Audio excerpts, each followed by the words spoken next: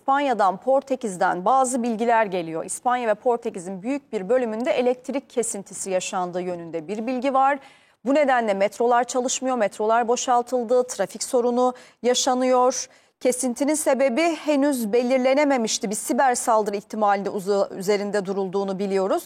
Havaalanlarında da örneğin Portekiz'de Lizbon havaalanında da bu kesintinin olduğu yönünde. Yine Barcelona'da, İspanya'da hastaneler faaliyetlerini sürdürebilmek için jeneratör kullanıyor gibi bazı bilgiler geliyordu. Birkaç ülkeyle ilgili bir mesele var ama tam olarak ne oluyor? İspanya'da, Portekiz'de, Fransa'nın bazı bölgelerinde elektrik kesintisi söz konusu. Bir siber saldırı mı var?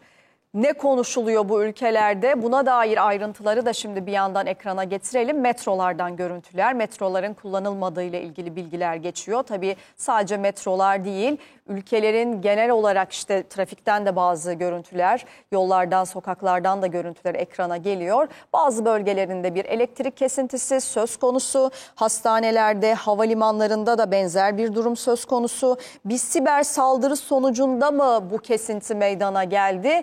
Bu soruyu soruyor çünkü bunun olabilme ihtimaline karşı bazı bilgiler geçiyor. Yetkililer en azından siber saldırı ihtimali üzerinde duruyor diyebiliriz. Şimdi bu konuya dair ayrıntıları da birazdan hatta hazır arkadaşım Haber Global Dış Haberler editörü Eda Tuğrul karşımda. Eda, tam olarak ne oluyor, ne konuşuluyor? Evet, Sultan Arınır, aslında yerel saatte 12'den bu yana hem İspanya'da hem de Portekiz'de büyük çaplı, ülke genelinde olduğunu söyleyebileceğimiz bir elektrik kesintisi yaşanıyor. Tabii bir anda bu kesintinin yaşanmasıyla birlikte aslında günlük yaşantının çok ciddi şekilde kesintiye uğradığını söyleyebiliriz. Şu anda alışveriş merkezleri, süpermarketler ve büyük dünya çapında tanınan markaların zincirlerinde dükkanlar hizmet veremiyor. Öyle ki bu elektrik kesintisi bir anda yaşandığı için çok sayıda mağaza çalışanı ödemeleri alamadıklarını, çok sayıda kişinin kasalarda kaldığını söylüyor. Ama problem bununla da sınırlı değil. Şimdi bu kesinti devam ediyor. Bir yandan market zincirlerin sahipleri diyorlar ki özellikle dondurucular çalışmadığı için çok ciddi kayıplar yaşayabiliriz.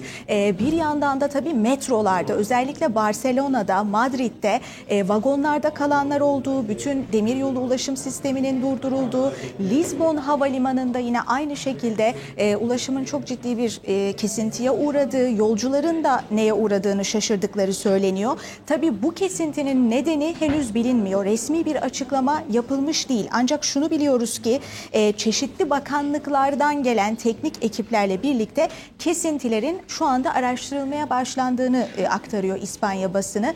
Ama bir yandan da elbette durum böyle olunca ilk akla gelen siber saldırı mı acaba yaşandı şeklinde oluyor. Dolayısıyla bunun için de İspanya'da Ulusal Siber Güvenlik Enstitüsü bir açıklama yaptı ve de saldırı ihtimaline karşı bunun da araştırıldığı söylendi. Tabii şunu söyleyelim, tabii ki günlük yaşamı etkiliyor bu kesintiler dedik. Bir yandan da hastaneler. İspanya'da hastanelerde şu anda jeneratörlere başvuruldu. Tabii acil ameliyatlar var. Devam eden o sırada yaşanan ameliyatlar var. Dolayısıyla jeneratörlere başvurulduğu söyleniyor.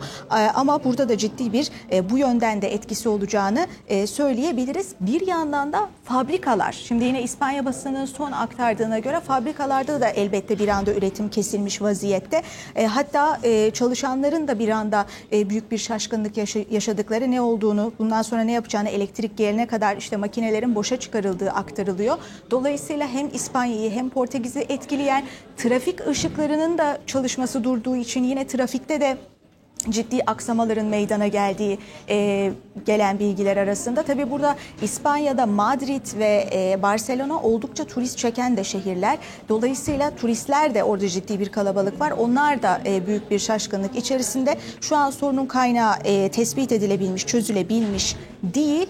Ancak biz de gelen İspanya basınına yansıyan bilgileri takip ediyoruz diyebiliriz Sultan Arın.